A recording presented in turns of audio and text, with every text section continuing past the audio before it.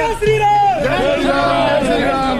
Bharatiya Janata party जिंदाबाद।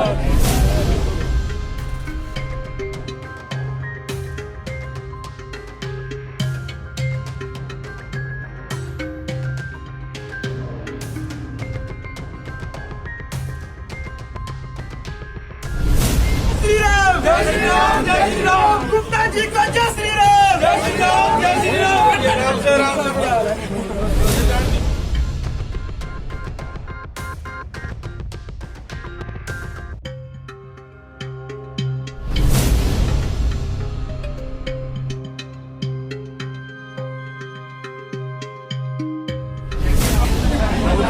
हम छोटे छोटे तीसरी क्लास दूसरी क्लास में तो हमारे को संघ के गीत सिखाने वाले। अभी जी आपको तो बहुत सारे गीत याद है। अभी भी याद है, बहुत सुनाते हैं। देश ਦੇ जवानां ਨੂੰ ਹੁਣ आजमाया जाएगा, कौन कौन तली उत्ते शीश तर के आएगा, ये आजमाया जाएगा।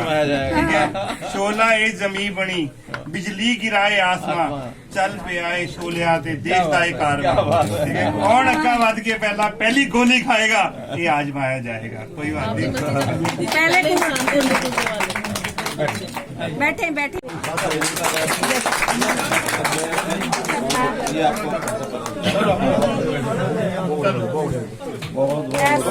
ऐसे घर में आई है जहां सम्मान पूरा मिलेगा। मुख्यमंत्री जी जैसे नेतृत्व नहीं है। सर जेपी खम्मन जी हैं।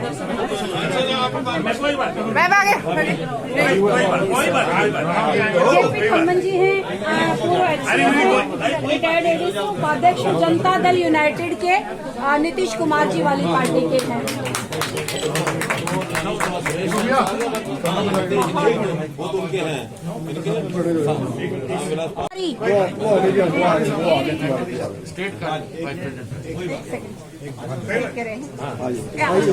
सुरेश कुमार तिवारी जी, अनीता तिवारी 2 बार से पार्षद रही है इनकी वाइफ सर।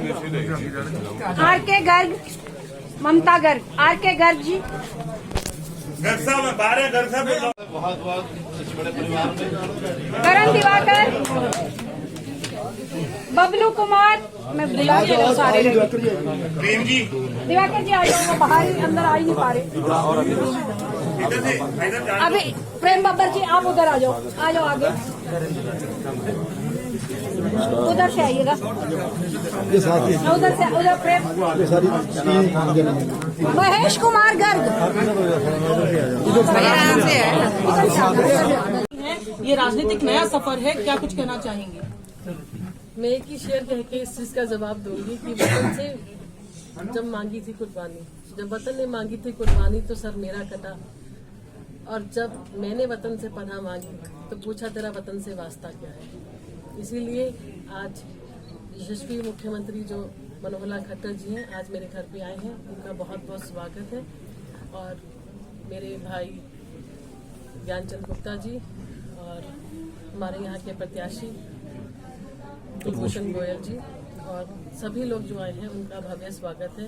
मेरी बड़ी बहन सुमित्रा चौहान जो 1.25 साल पहले कांग्रेस से छोड़ के बीजेपी में ज्वाइन किया था, उन्होंने तो एक अंग था जो मेरे से अलग हुआ था, आज फिर से उस अंग से जुड़ने का काम मैंने किया है।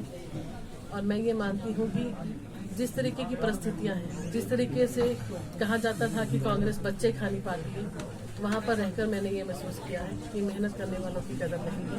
और कहीं ना कहीं मेरे बच्चे जो मेहनत कर रहे थे उनकी भी टिकटें काटी गई, तो कहीं ना कहीं मैं आहत से, जिसकी वजह से आज मैंने भाजपा को ज्वाइन किया है। और मैं ये विश्वास दिलाती हूँ कि जिस तरीके से 8 साल से मैंने कांग्रेस में मेहनत की थी, आने वाले समय में मोदी जी की नीतियों पर चलते हुए जिस तरीके से पूरे देश में सुधार लाना चाहते हैं, जिस तरीके से आगे वो नीतियाँ बढ़ाना चाहते हैं, जिस तरीके से परिवर्तन लाना चाहते हैं, जब भी ऐसा परिवर्तन व्यवस्था होती है तब विरोध होता है।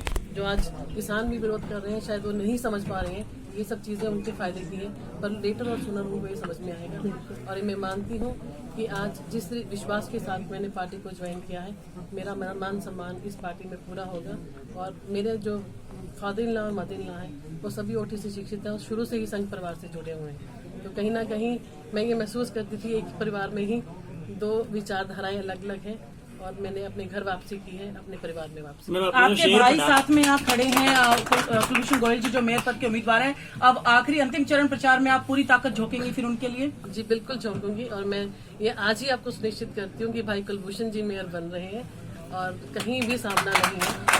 क्योंकि अंदर मैंने जो महसूस किया है, हर बार सिलेक्शन गलत होती है, हर बार जो है कैंडिडेट गलत चुने जाते हैं, पर जिस तरीके से कुलभूषण जी ने भी भाजपा में विश्वास रखा था और भाजपा ज्वाइन किया था, आज उनका मान सम्मान करते हुए भाजपा ने उनको यहाँ से कैंडिडेट बनाया है। तो इन सब चीज़ों से प्रेरित होता है कि जो नया इंसान आता है, जो मेहनत करता है, उसको इस पार्टी में जगह मिलती है और उनकी कदर होती है।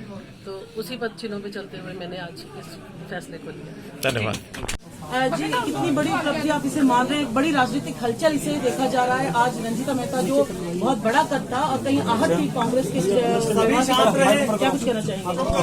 देखिए, भारतीय जनता पार्टी का एक बड़ा परिवार है और मैं बहन रंजीता मेहता जी को बहुत बहुत बधाई भी देता हूँ। इनका स्वागत भी करता हूँ भारतीय जनता पार्टी में कि इन्होंने भारतीय जनता पार्टी की नीतियों में विश्वास रख करके और देश के प्रधानमंत्री श्री नरेंद्र मोदी जी के नेतृत्व में हमारा जो काम चल रहा है उसमें विश्वास रखते हुए, क्योंकि बड़ा नाम है रंजीता मेहता जी का, ये तो एक मीडिया फेस भी हैं और यहाँ पे से पूरा स्पोक्स पर्सन यहाँ पे काम करते रहे। इनको सब भला बुरा क्या है समझ करके इन्होंने जो स्टेप लिया है, जो कदम उठाया है, मैं इसका स्वागत करता हूँ। कांग्रेस प्रवक्ता के तौर पर ये काफी दबंग भी रही हैं और बड़े बड़े चैनल्स पर ये अपनी उस वक्त की पार्टी की बातें रखती रही हैं। अब आपको लगता है कि जो भाजपा की नीतियां हैं और जो अगर उसको भी उतनी दबंगई से रख पाएंगी और इसे बड़ी उपलब्धि आप? अच्छी बात तो है कि आप रंजीता मेहता जी से पूछें। मैं पूरा भरोसा करता हूँ इस बात का कि जिस प्रकार से वहाँ अपनी बात को ये रखती थी, निश्चित रूप से भारतीय जनता पार्टी की जो नीतियों में, सिद्धांतों में विश्वास करके ये आए हैं, तो उसी प्रकार से यहाँ भी उस बात को अपनी उसी धर्मता से रखेंगी, उसी सफाई से रखेंगी, उसी गंभीरता से। आज धुआंधार आपका दौरा रहा ग्रामीण में भी और सब जगह पर, किस तरह का जन समर्थन आपको देखने को मिला? देखिए, जितने भी इस समय स्थानीय नगर निकायों के चुनाव चल रहे हैं हरियाणा में, 3 नगर निगम है, 1 नगर परिषद और 3 नगर पालिकाएं हैं। मेरा आज 5वें स्थान के ऊपर दौरा जो हुआ है, मैं समझता हूँ कि इन नगर इकाइयों ने, सबने लोगों ने तय कर लिया है कि भारतीय जनता पार्टी और जजपा के जो साझे कैंडिडेट हमारे हैं वो सबको भारी समर्थन के साथ जिताएंगे और सब स्थानों का विकास और ईमानदारी से एक बिना भ्रष्टाचार के सारे सिस्टम को खड़ा रखना और लोकतंत्र का जो एक स्तंभ है, एक प्रकार का ये जो स्थानीय निकाय का जो एक प्रोसेस है सरकार का, इसको मजबूत बनाएंगे। पिंजौर में कुछ किसानों को कल देर रात हिरासत में ले लिया गया, कहीं ऐसा माना जा रहा है कि वो विरोध प्रदर्शन कर सकते थे इसलिए ये कदम उठाया गया है? देखिए, कहीं ना कहीं इस प्रकार की जो बात अलोकतांत्रिक जो बातें होती हैं उसको तो कोई पसंद नहीं करेगा। आखिर हर किसी को एक्सप्रेशन ऑफ एक प्रकार का अपनी बात को कहने का एक राइट है, राइट ऑफ एक्सप्रेशन, तो उसमें अपनी बात को कहने का अधिकार सबको है। लेकिन इस प्रकार दूसरे किसी के काम को व्यवधान डालना ये लोकतांत्रिक परंपरा नहीं है।